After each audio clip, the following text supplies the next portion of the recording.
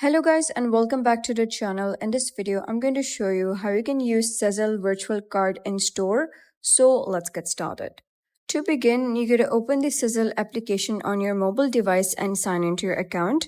Before making a purchase, make sure your account has been approved and that you have enough available spending power for the transaction you want to make. Once you're logged in, navigate to the card section and select your Sezzle Virtual Card.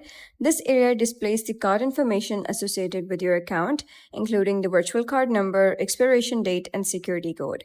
Before heading to checkout, you'll need to create a purchase approval. So select the option to start a new purchase and enter the amount you expect to spend.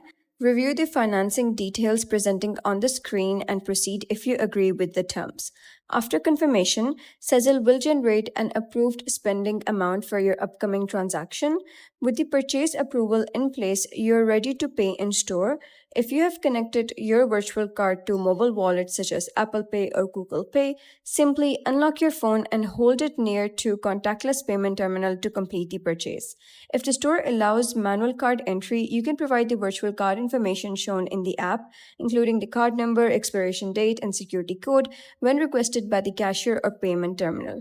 Once the transaction is approved, Sezzle will process the purchase according to your payment plan. Instead of paying the full amount immediately, the cost will be divided into scheduled installments based on your account terms.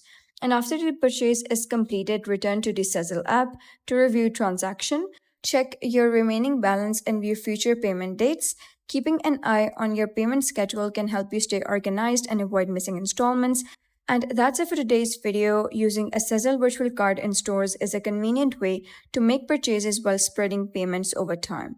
If you found this tutorial helpful, don't forget to leave a like and subscribe for more helpful tutorials. I'll see you in the next video.